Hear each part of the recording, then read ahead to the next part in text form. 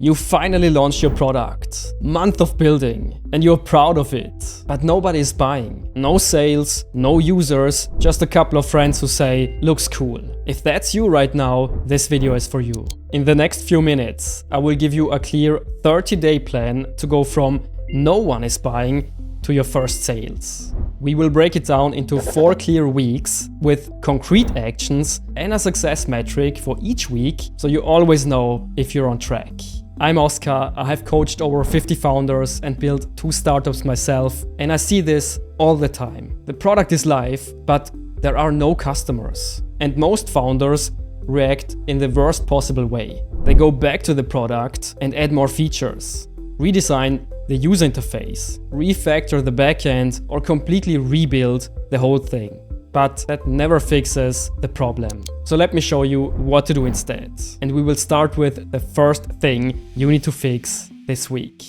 Week 1. Diagnose the problem. Your goal for week 1 is simple. Talk to 5 real people who could be your ideal customer and ask them why they are not buying. Not your friends, not your family, real potential buyers. And here are the rules for week 1. Rule number 1. No selling. These are not demo calls. You're not trying to convince those people to buy your product or that your product is great. You're trying to understand their problems and their pain points. And rule number 2, let them talk and take notes. And you write down the exact phrases and the exact words they use, not general stuff. That will be important later on. Now the question is, how do you get those 5 customer interviews? First, make a list of everyone you know who would benefit from your product. Let's say you have built a reporting tool for small marketing agencies. And then you reach out with a simple message like, hey Sarah, I'm talking to small agency owners who always rush client reports at the end of the month. I want to learn how you handle reporting today, what works and what's frustrating. I'm not trying to sell you anything, I just want to learn from a few people who are in it every day. Would you be open to a 20-minute call this week or next? And once you got someone on the call, your job is to listen 90% of the time. And here are some questions you should be asking. Can you walk me through the last time you had to deal with this problem? What did the whole process actually look like? What made it so annoying? What have you already tried to do to solve it? What does this problem actually cost you in terms of time and money? And what happens if you just ignore it? Notice what we are not asking. We are not asking, do you like my idea? Would you pay for it? Those questions are worthless because people will usually say nice things so they don't hurt your feelings. You know, week 1 was successful if by the end of the 5 conversations, at least 3 people are describing essentially the same painful problem in similar words. If every person has a completely different problem, you don't have a clear target yet. Now, if this is you right now, you have built your first product, but nobody is buying, let me help you get unstuck. Comment below with the single biggest challenge you're struggling with right now. I will reply with 1 concrete action step for your situation.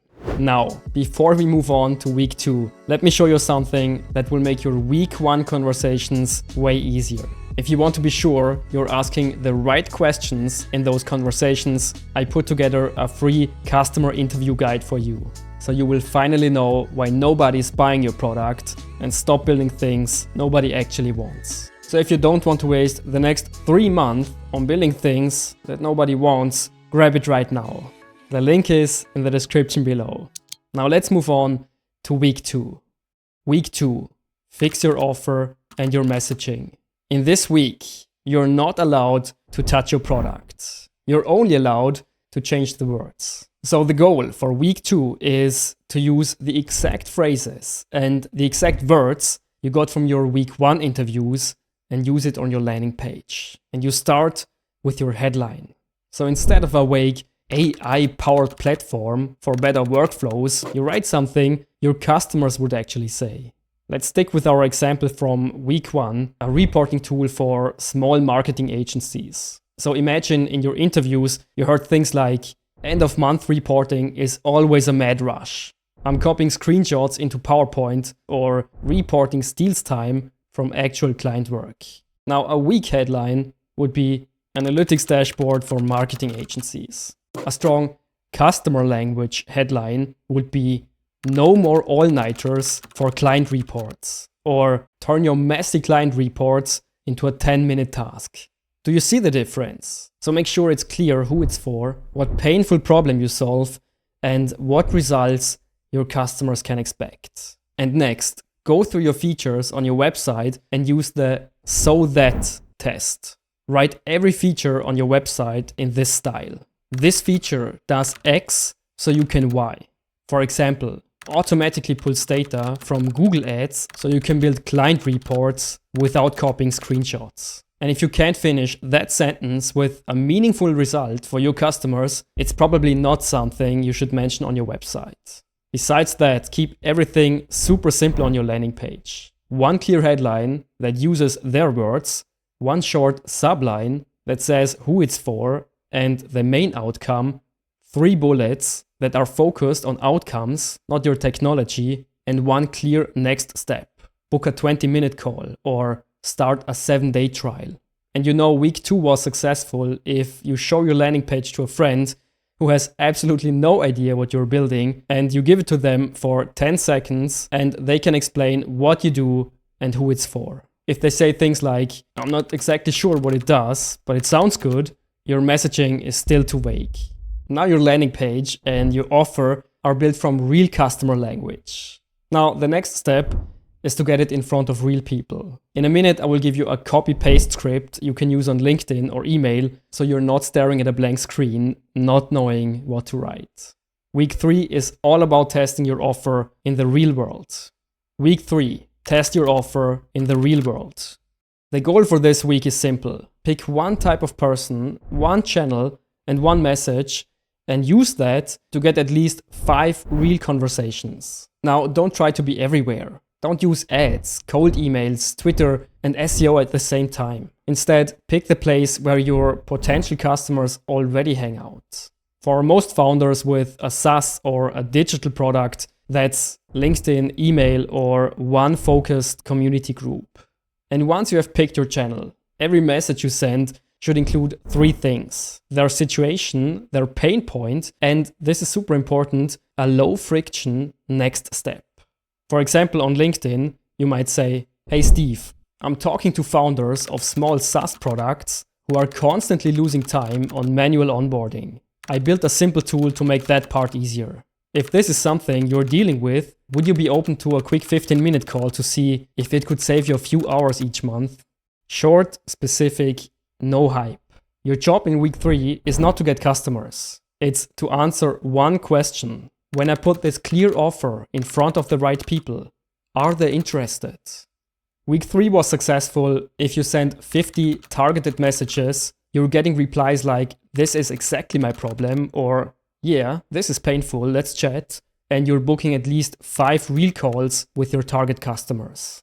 If almost nobody replies, or your replies are interesting but not really my problem, that's a signal. It means the person you picked is not your actual target audience, or the pain you're focusing on is not big enough. But that's not failure, that's exactly what you need to know before you waste 6 months on building features that nobody asked for. Week 4, make your decision.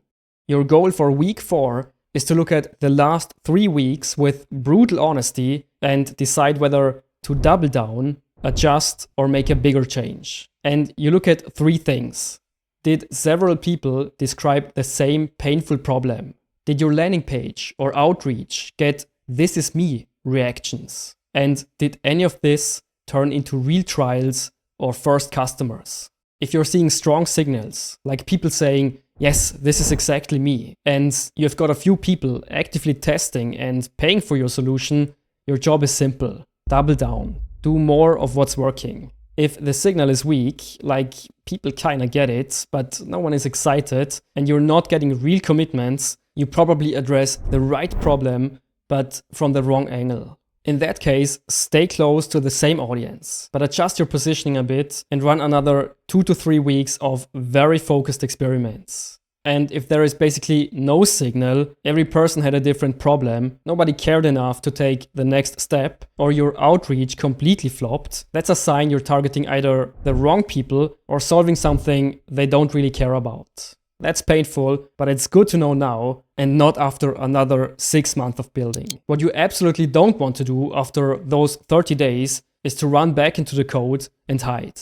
The whole point of this plan is to force you into real conversations and learn from real people. So quick recap. Week number 1, talk to 5 real customers and understand their problems. Week 2, use their words to fix your offer and your landing page. Week 3, put your new message in front of real people. And week 4, read the signal and decide your next move. Now you have a clear 30-day plan to go from no one is buying to real conversations and your first sales. But this is pointless if you don't know what to build next based on those signals. So check out this video where I will show you exactly how to turn what you have learned in those 30 days into a clear product roadmap. You will learn what you need to focus on right now, what you can delay, and what you can safely ignore.